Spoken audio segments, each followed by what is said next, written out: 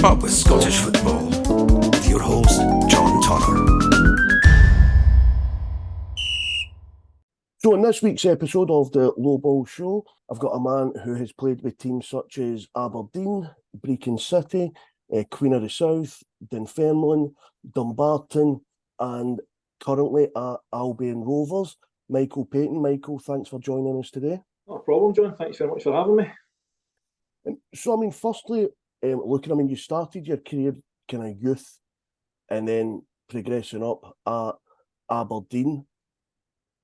A fantastic club to start your career at. Oh, it was great. I'm from Greenock and actually signed with Aberdeen when I was 10 years old. So there was like a local scout there, and we trained at Hamilton, and then I just went through the stages then of going into Hamilton and then going into the S form in the full-time football. And funnily enough, at Aberdeen, it was actually Sandy Clarke that pushed me to get in the first team. And we've done a kind of full circle. Now I'm back with Sandy at Albion Rovers, helping with the coaching career. But no, I had a long time at Aberdeen. I met a lot of good people, and it really kick-started my career. It's where I learned my trade, really. And I suppose just to quickly jump on, because you brought it up about Sandy, have you noticed many people that have been as consistent in football? Because I'm sure you won't mind me saying it was a few years ago that you were at Aberdeen. Oh, yes. It reminds me of that. I mean, the current players in the dressing room let me know that I'm the old one in the dressing room. They say that he's was Sandy's monitor at school. So that's you're fine with that. No, but okay, it was a long time ago. But the gaffer, he's been in the game so long, and I've been many clubs where I've been at Berlin, Queen of the South, and everywhere I've been with the gaffer, Sandy, we've had success. So I'm quite fortunate that I'm another club now where I'm going through the transition of player management coach, and I'm getting to learn that side from him as well. So quite fortunate. And with you going through that transition, how are you finding it? It's great. I think I'm actually quite lucky at the position that I'm in, because I'm still playing and I'm with a manager that knows me in and out as a player. He knows what I'm capable of. But I've maintained a relationship with Sandy over 19 years. That's out with football as well, and to tap in to his knowledge off the park and how to run a club and players. I'm really lucky in that sense. But I'm enjoying it. I'm really enjoying it. I've got one foot playing and one foot in the coaching side. And just now it's really ideal for me because I want to play as long as I can, but I've not got the full responsibility of being the manager. I'm a coach and I can help progress and develop the young team and help Sandy and the gaffer in any way. Because I know we kind of mentioned off here that Sandy's been on the podcast, and kind of football and stories and football and knowledge. I think there's very few that I've had on that have been at that level. But one of the questions that I'd, obviously in a different way, that I'd asked him, and probably quite similar to yourself, is when you're standing at the sidelines coaching, is there ever that bit in the back of your head that goes, I wish I could just go on the park and do it myself? The end of it says no's lying, because everybody wants to play as long as they can. And when you can see that sometimes you're like, I wish I was in that position just to strike that ball and have a attempt on goal. But you learn along the way, and you've got to learn to adapt, and I learn to kind of maintain yourself at times. But I think everybody has that wee urge now and again at the side of the park when, I wish I was in that moment to try and score across it, whatever. And obviously, going back to your time at Aberdeen, and you say you were there for a long time. What was it like when that kind of time ended? Towards the end, it was I could feel it festering out. I could feel that my time at the club was coming to an end. Interestingly, I actually went to, not many people remember this, but I actually went to Wacker Innsbruck in Austria. I went over there kind of at the end of November, December. I remember getting a phone call saying, look, this team's been over kind of looking at someone else in Scotland, but you've caught their eye. Would you mind coming over and having a chat, train with them, see if you like it, the kind of all the stuff that goes with something new. So I thought, why not? I always wanted to explore out with Scotland. I didn't think it was going to be that far, mind you, but I wanted to explore. So when I went over there, I remember the agent phoning me maybe 2 or 3 days in, saying, look, they want to do a deal, whether that's a loan or a permanent move. I'll be up tomorrow and we'll get stuff sorted. And as he got off the phone, about 3 or 4 hours later, I got a phone call from Aberdeen saying nothing's happening. Things are changing at Aberdeen, come back. So I was kind of putting a back foot with that because I thought it was well at the picture. And when I came back, it was the kind of change of managers. Mark McGee was moved on and Craig Brown came in. And I kind of found it difficult to get as much game time as I wanted at the time. They were bringing strikers in. Obviously, every manager's got their own philosophy and their own views, and they want to change things. And it felt like I was going down the pecking order a wee bit for selection. So another opportunity came about at Stockport. I don't know if Willie McStay, he was at Ross County and he was after me for a while. And he was the assistant manager there. And Didi Hamann, you remember him? Yep. He was a manager. So when I kind of heard that again, way down, it's away into England. I thought, why not? It's great. Plus Didi Hamann's the manager. It'd be cool to meet him, try and kind of pick his brain as well. So I went down there and enjoyed that. And then picked up an injury towards the end, a hernia, and I came back to Aberdeen. But after the kind of 2 loan spells, and then with Craig bringing in kind of his own players, I felt the kind of writing was on the wall, and I needed to get a change. So I knew I had another year left on my contract, and I knew there was a lot of interest. So I thought, well, the iron's hot, and I've got interest elsewhere. I think it's maybe time to move on, and that's the decision I made at the time. And I suppose just with you telling that, I've got to ask, what was Didi Hamann like? Oh, brilliant! Just so relaxed. He still got involved with the shooting and the free kicks at training, and they just took the mickey out the keepers.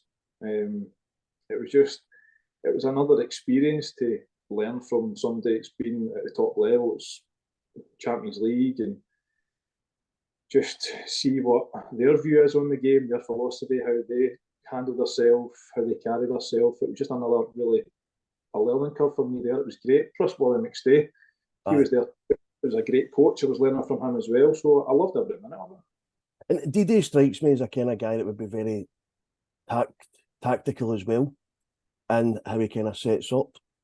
Oh, he was. He loved attacking, flowing football. Doesn't matter where you were in the park. If you had 2 men on your backside, you gave him the ball. He's like, we're here to play football. Like, if you can't handle that situation with the ball, then you're not playing my team, because I need people that can take the ball. With 5 guys on them and find a way out. So he loved just the freedom of football. He loved that, and that suited me, because I love getting on the half turn and getting at players, and I had a really good time down there actually. It was quite unfortunate that there was a takeover that was meant to happen, and he was meant to be part of the takeover. He came in early, and the takeover was still going on in the background, but because this never happened, he kind of walked away, and it really kind of fell about after that. And from there, you obviously went to a couple of clubs that you spent a considerable length of time at, in Queen of the South and Dunfermline. How was your kind of time with them? I loved it. Both clubs are won like silverware, so you look back in the moments and you're really thankful for it. The players we had in that Queen of the South team, I mean, the Queen of the South came about because I actually left Aberdeen to go down to sign the South End, and I rolled my ankle in a warm up, and it put me out for like 6, 7 months, and I never signed the deal. So I came back up the road, and Sandy was at the Queen of the South at the time, and he says, "Come in and use the physio, get yourself fit, get yourself back in the shop window, and get involved again." But at that young age, I thought, it's not that bad, I'll be fine in a couple of weeks, but it ended up being 6, 7 months. So it put me back, and fortunately that Sandy allowed me to come in and do my rehab there, got me kind of fit, and I kind of bounced about. I actually went to Portsmouth, I wasn't ready yet, didn't work out there. When I came back, I got offered a play-to-play contract at St Johnstone, but at the time it just wasn't working out for me, and Sandy says, "Well, why don't you sign here, get games under your belt, let everybody know that you're back playing, you're fit, you're ready to go." And that's what I done, and I kind of never looked back. I think it was 3.5 years there, where we won the league, we won the Ramsden's Cup, we were in the playoffs every year to get up to the SPL. So it was a really, really enjoyable time in my career.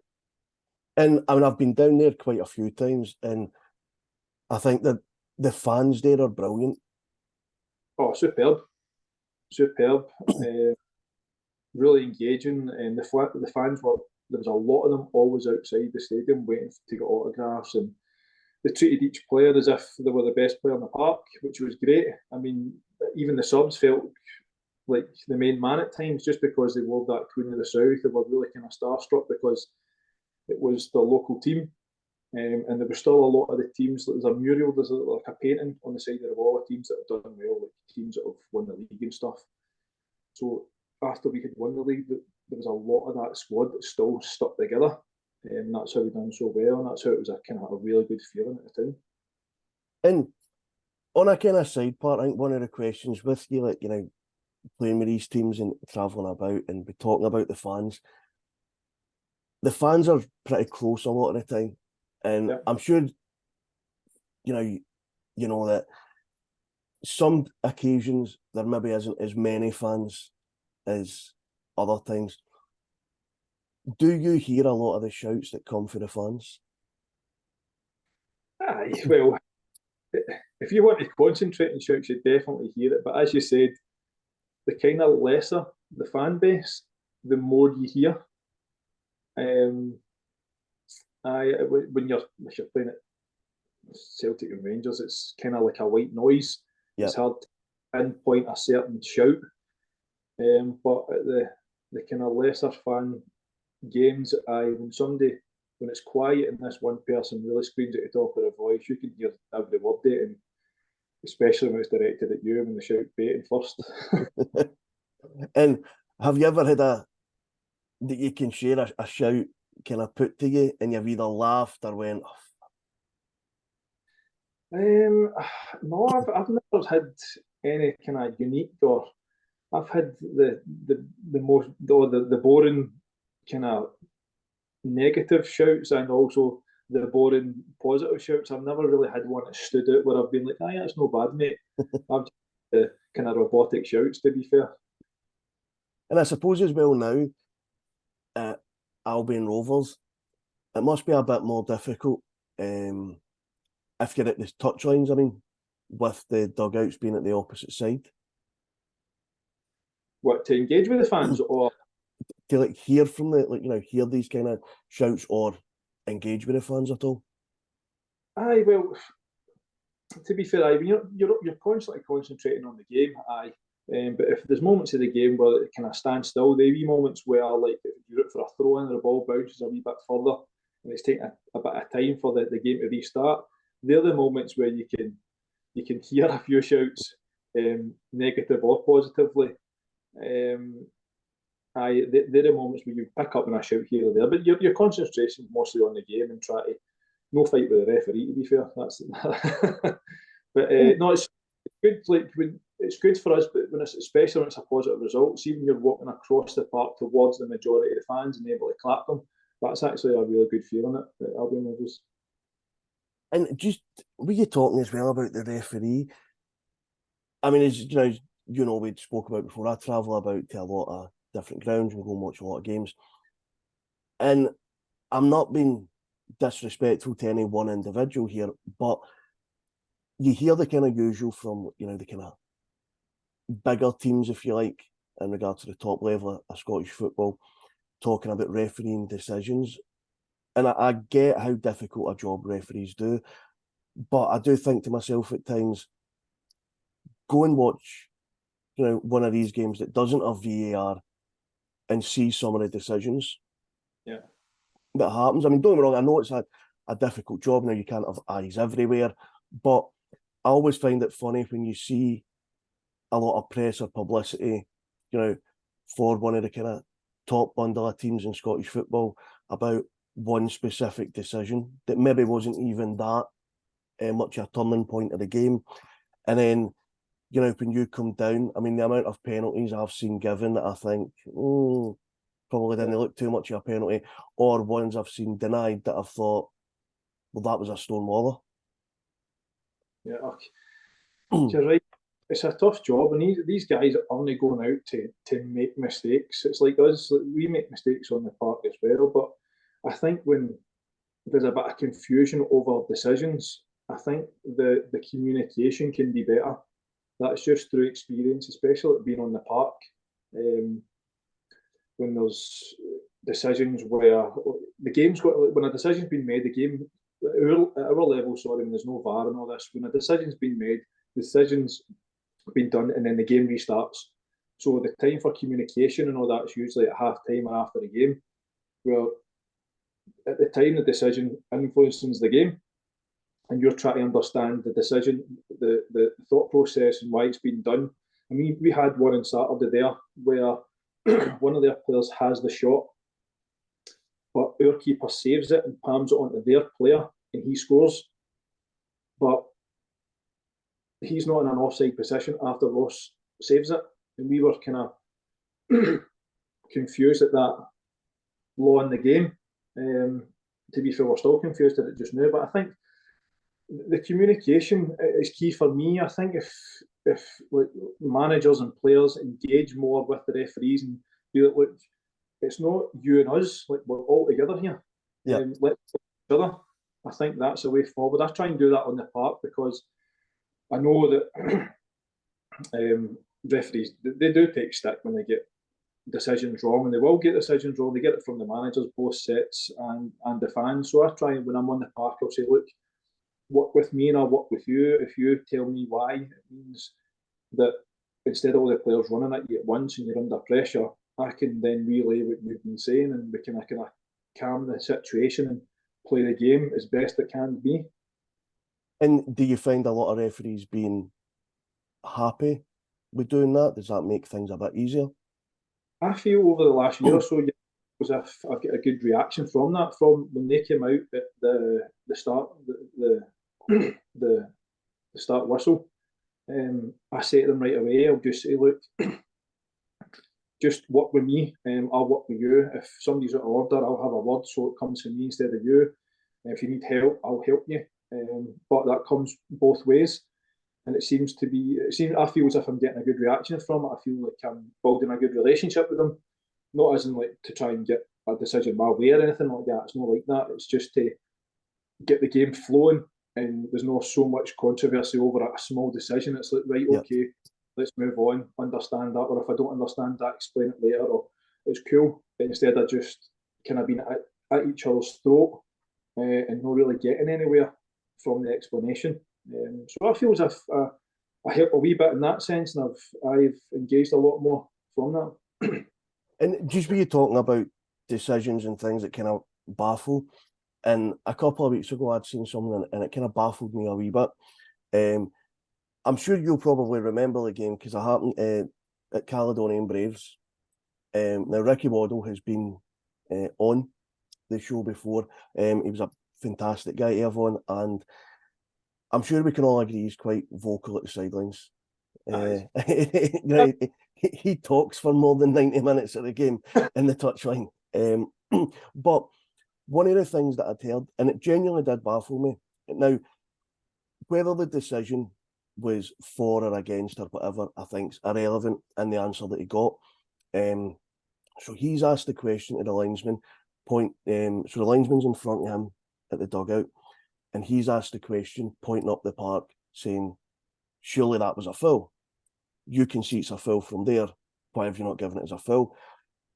And because of where I was standing, obviously you know how kind of close proximity it is, so you can hear a lot of things. And the linesman turned around and said, it's not my area to give the foul in.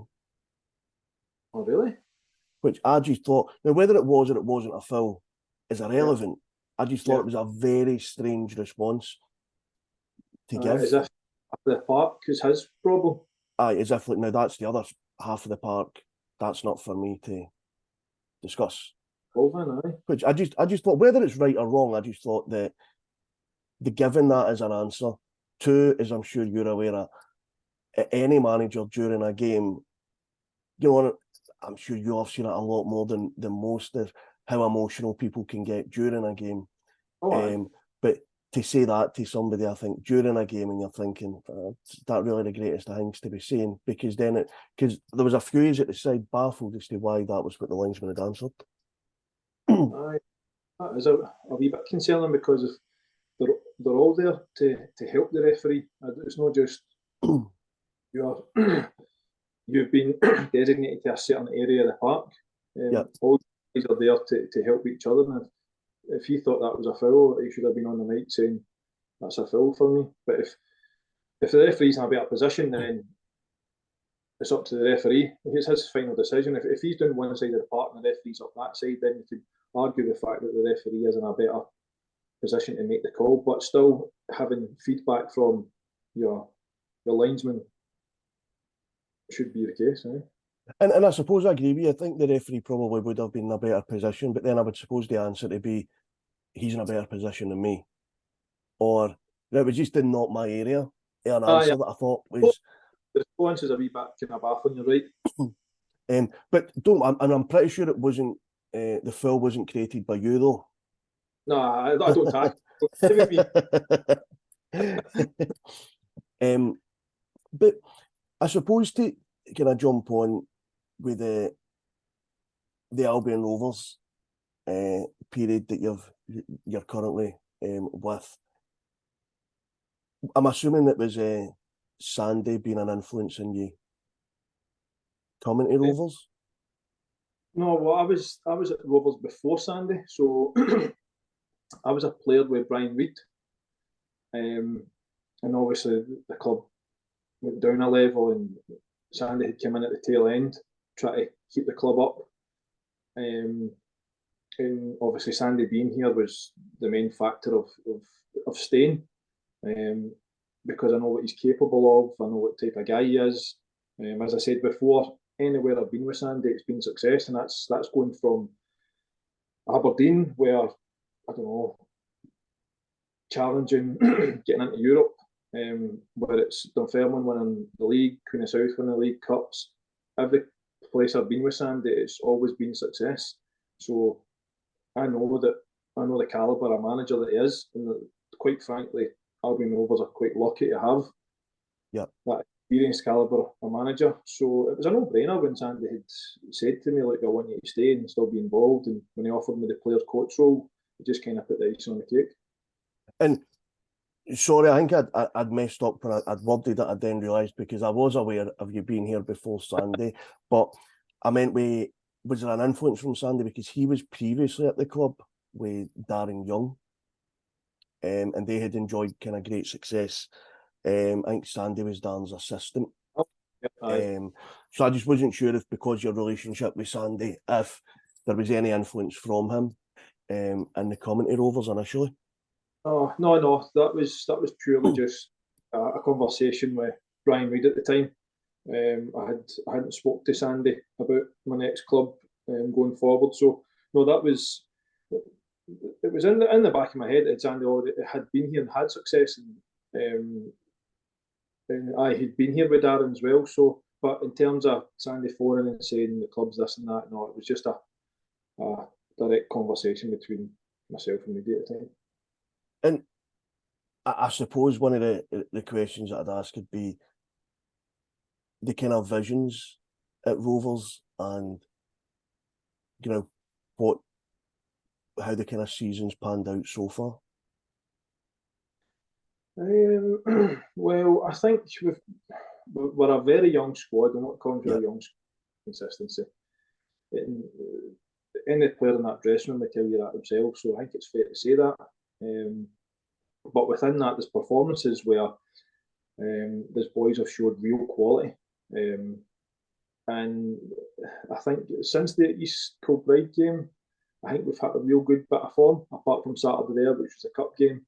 And the manager thought, well, it was an opportunity to give boys a bit of game time that was lacking a bit of game time, so we mixed it up a bit. But in terms of league form, since the East Kilbride game, we've picked up a good bit of form. I think, well, how many months is that the boys have been together, and they're starting to really gel together and understand what the manager's looking for, what George is looking for.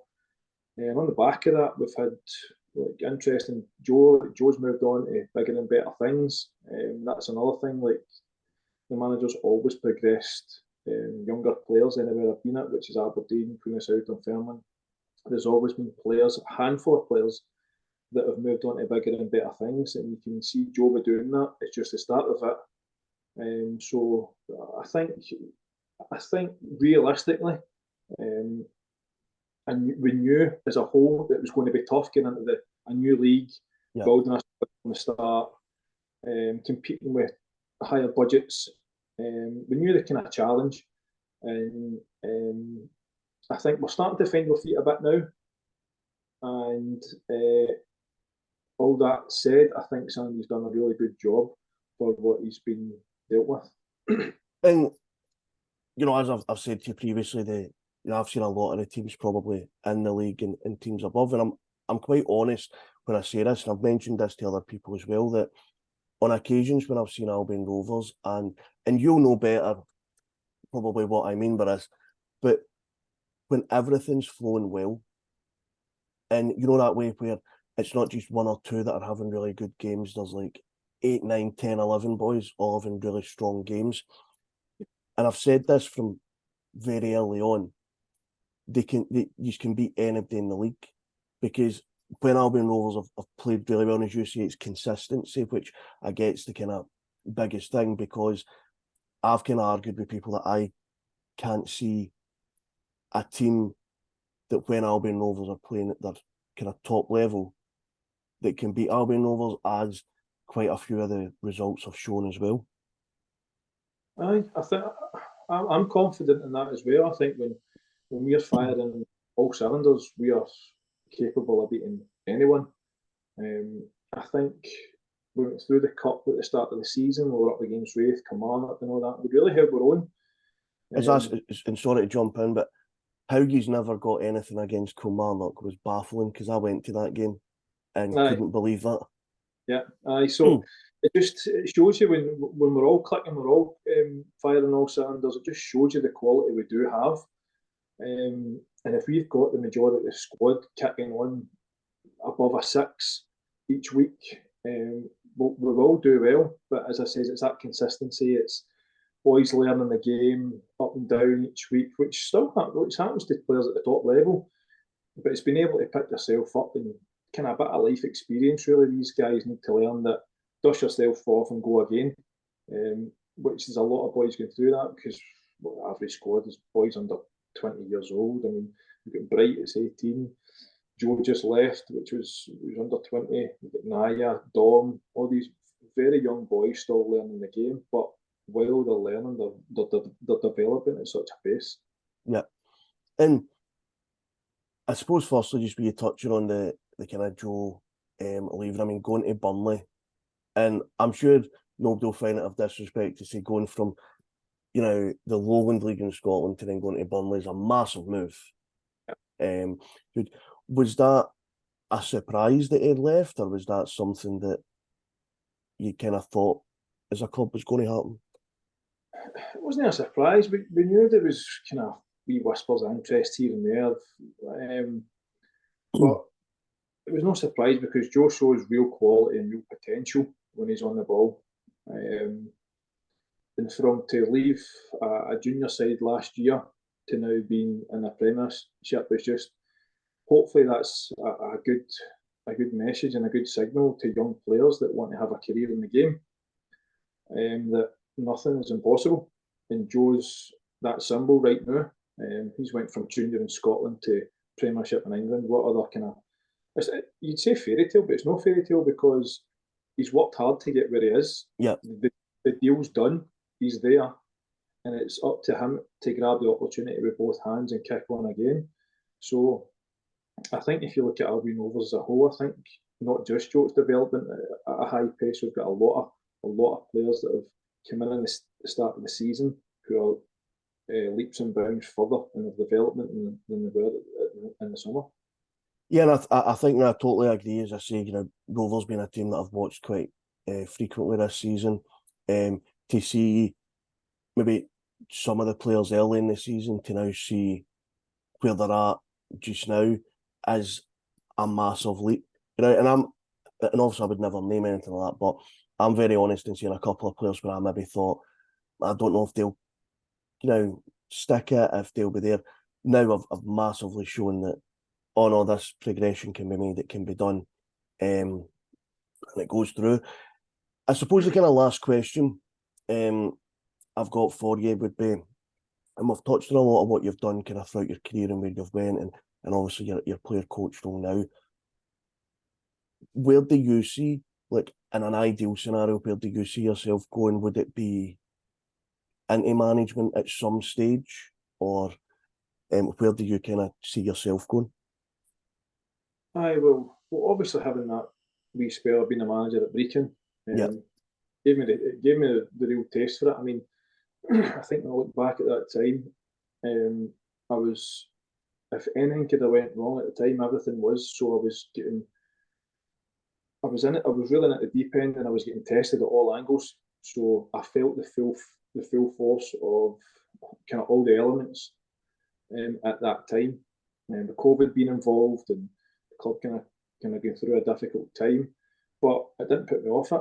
I think it made me stronger. It kind of gave me the fire in my belly to go and prove that I can do well and kick on from there.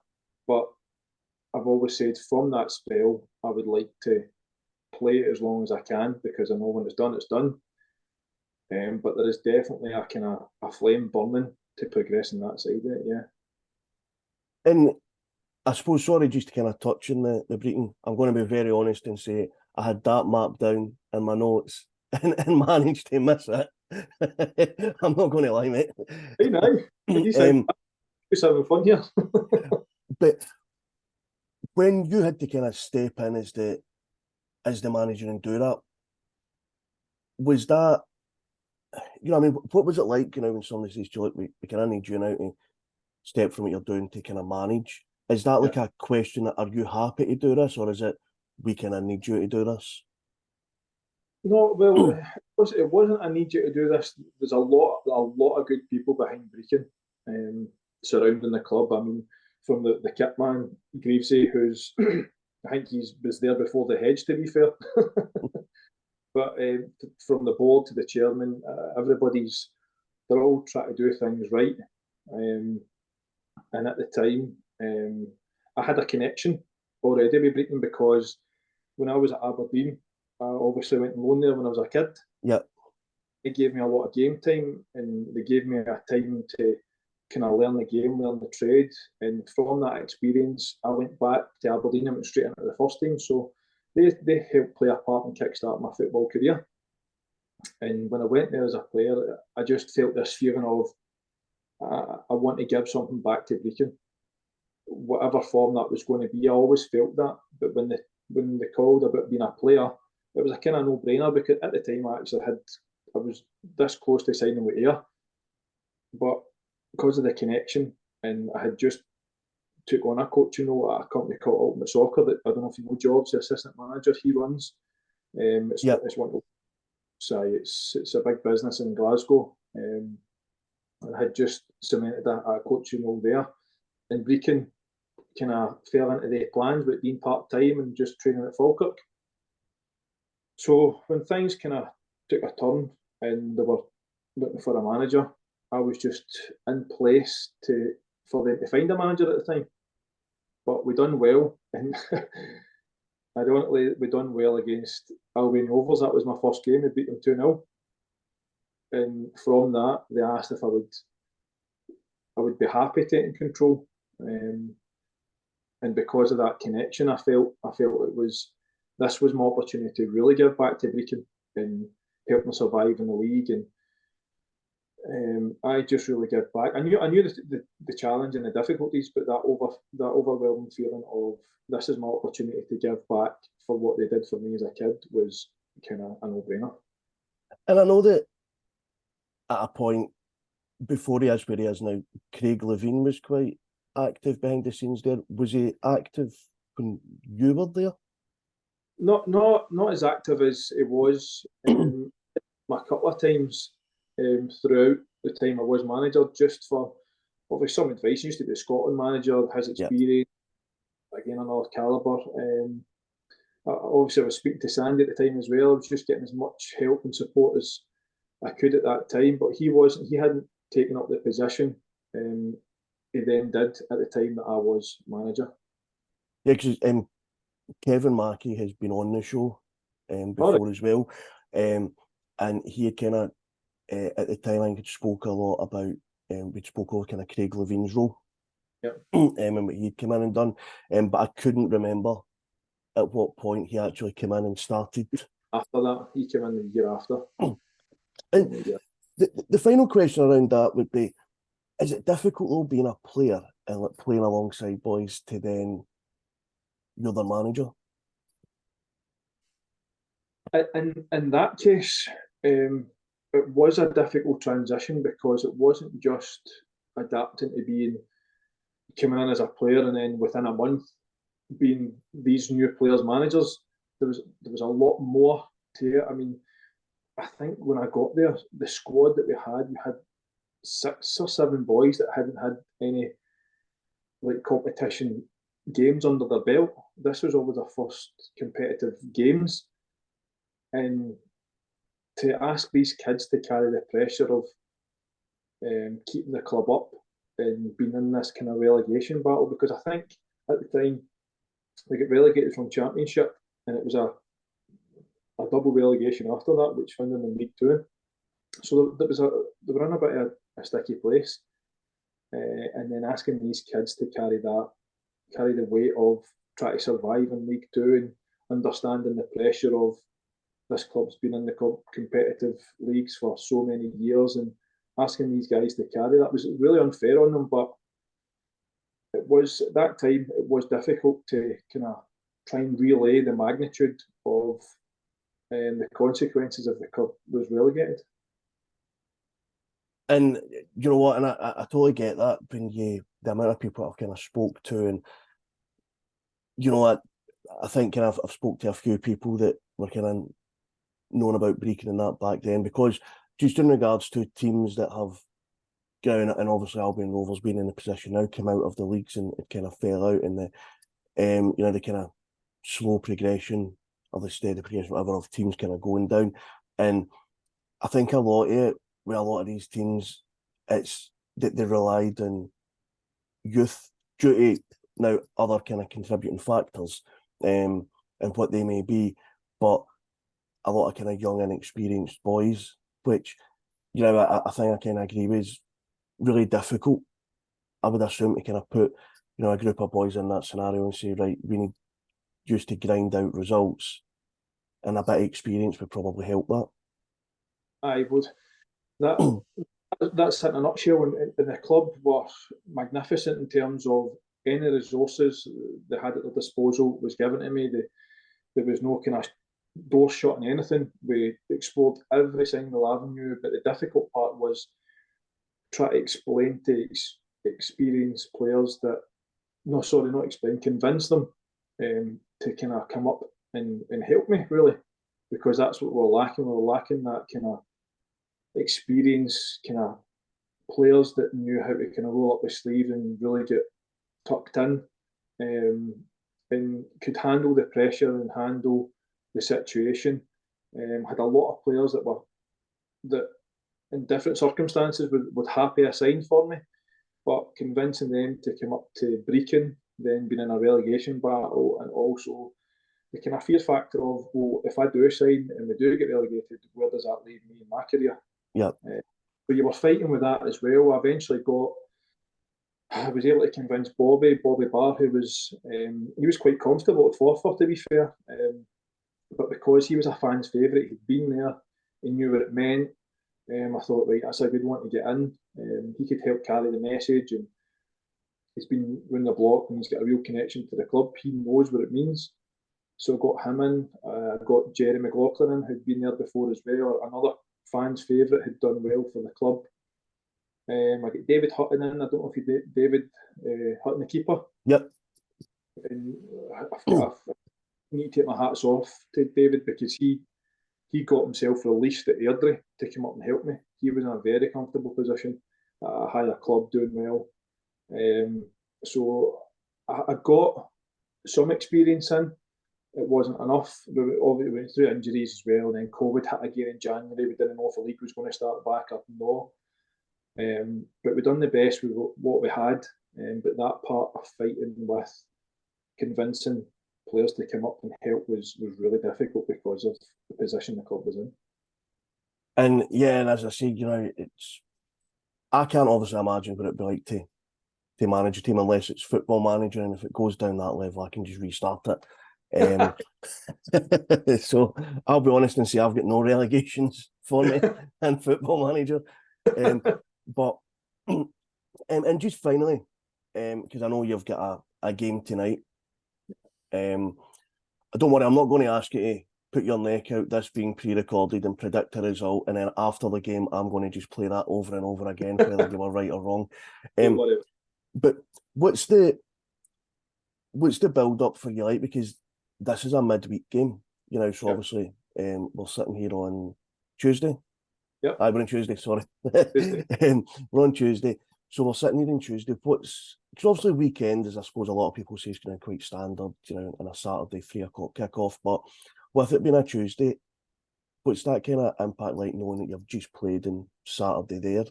Because I'm assuming training's going to be affected quite a bit because you normally train tonight.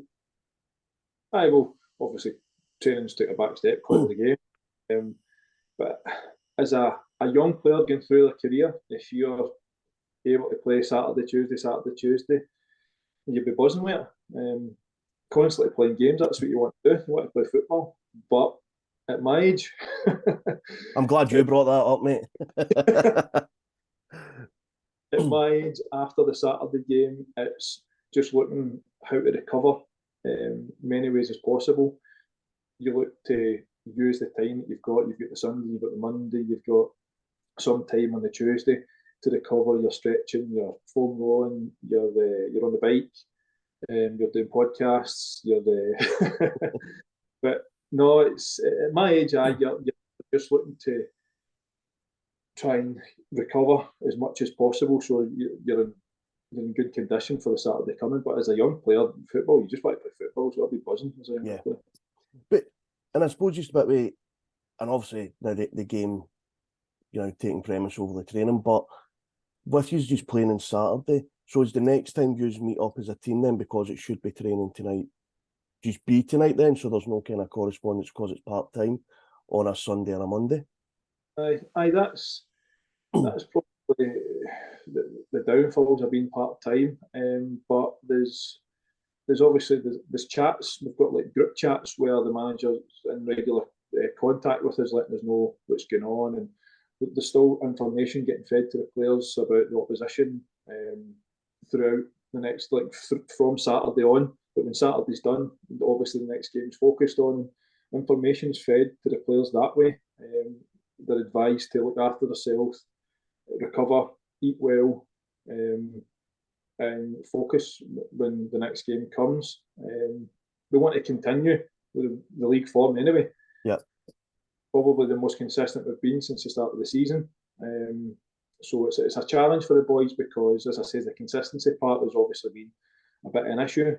But tonight is another challenge for us because the last 3 games have been really good. Can we hit that 4th game? I suppose it must be difficult in the group chat as well if you have a couple of beers and you think, do you know what, I'm going to post a wee picture of me just going into this takeaway and ordering that kebab.